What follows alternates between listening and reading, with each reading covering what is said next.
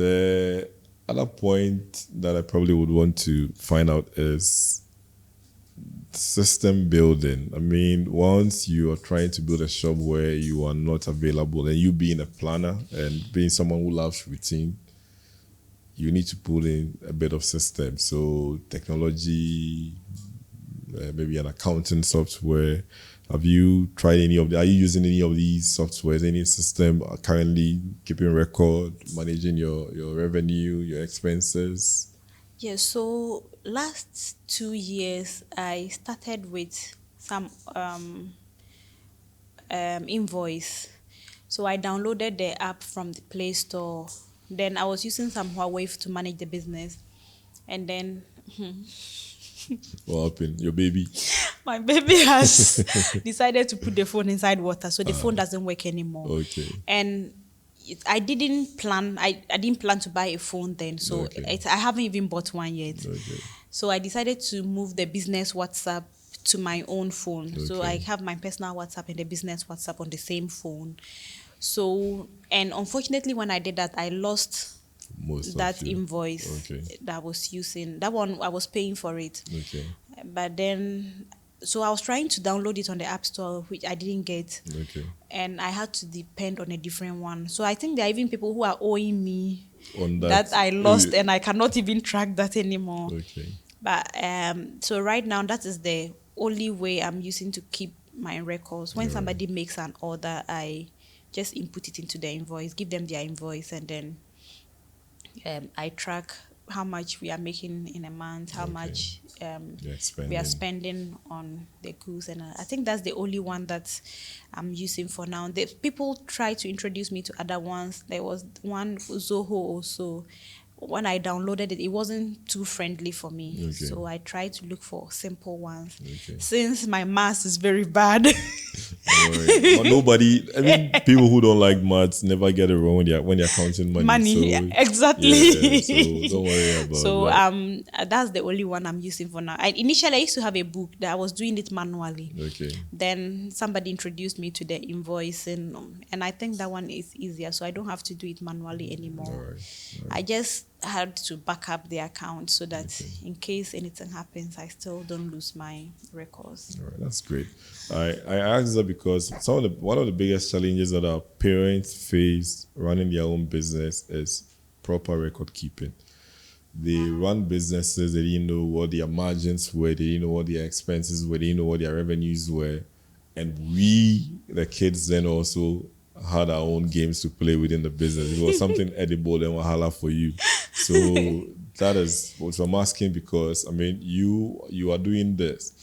Is it by any means that you are helping your mom along that line, or she's still running? She knows that when she buys the items, she keeps them here. Is she doing any sort of record keeping that you are supported or helped her with? So for my mother, I think she has attended a couple of workshops where they teach them on bookkeeping and record keeping and all these things, but I think she's not making use of them. So what I do is that when somebody buys, let's say if you buy a fabric that is going for 300 cedis now, I'm not going to give all that money to my mother.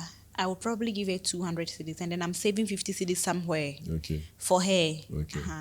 And then the other 50 cedis is also goes into a different account. Bring that to the credit union. Bring those 50 cedis to the credit union.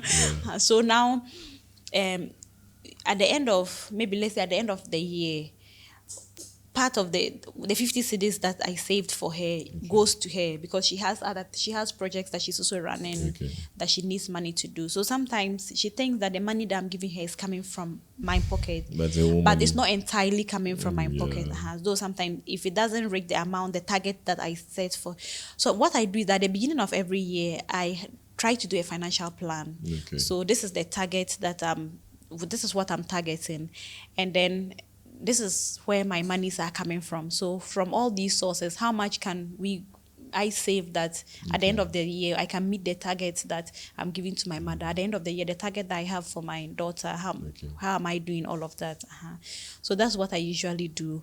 But if we get to the end of the year, maybe business was not so good, I'm not able to make that kind of money for her from the business, then I try to top it up. Then for her. we didn't learn how to save at an early stage. Even though we were introduced to it at home, it wasn't something that I was keen at. So when I ran the savings project for secondary schools, I realized that there were students who could save 50 CDs a week. Some could do 20 CDs a week. And I was, wow. So while I was in secondary school, could I have saved some money? That brings me to the next question. Savings habit. How did you raise funds for your your initial startup? When you decided to do it, did you save yourself? How did you build a habit over a period of? How did you build?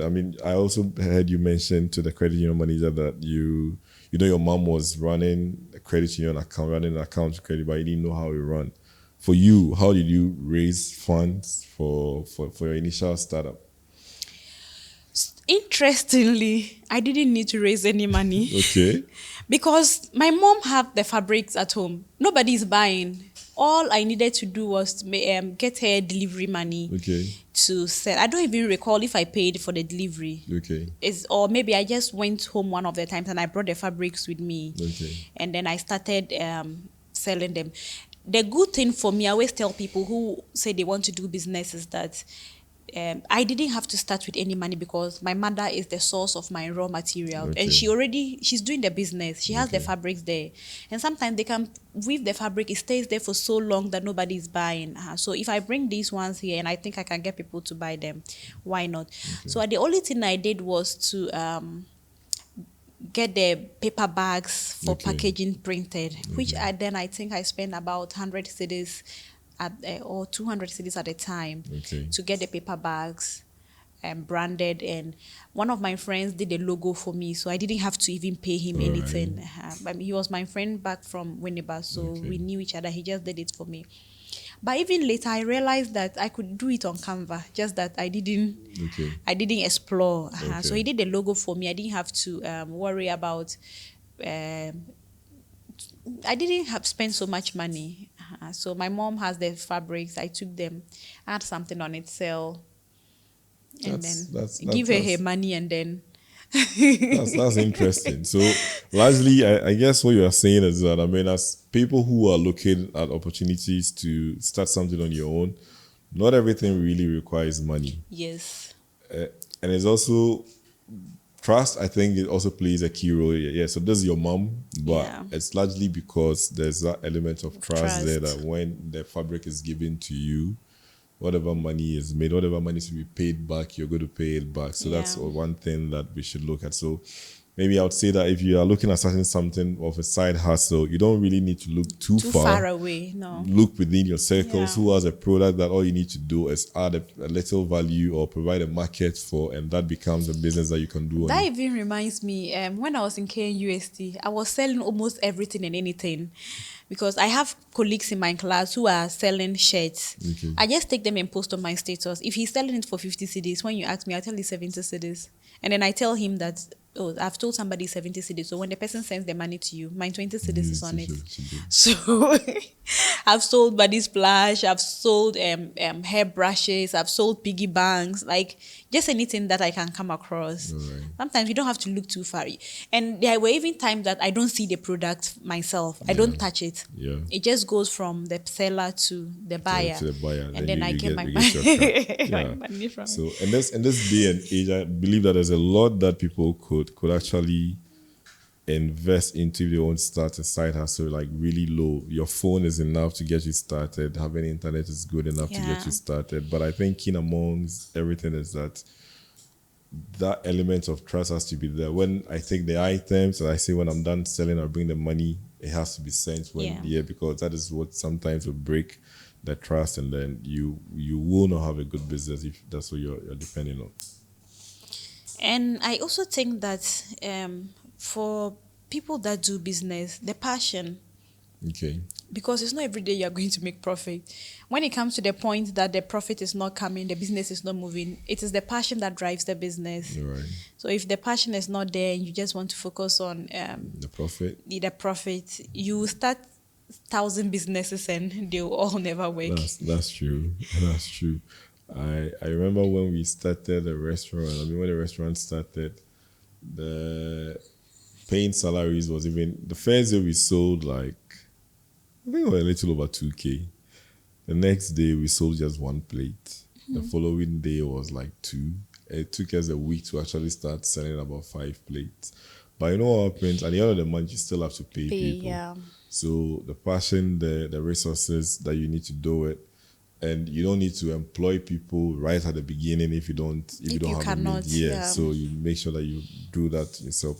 I also believe that if you have an 8 to 5 job, it also opens other doors Yeah. because your clientele, your office, the people you work with all become parts of the people that you can sell to depending on the products that you have. So for me, 8 to 5 is key because you learn a lot of lessons from an 8 to 5 job working for someone.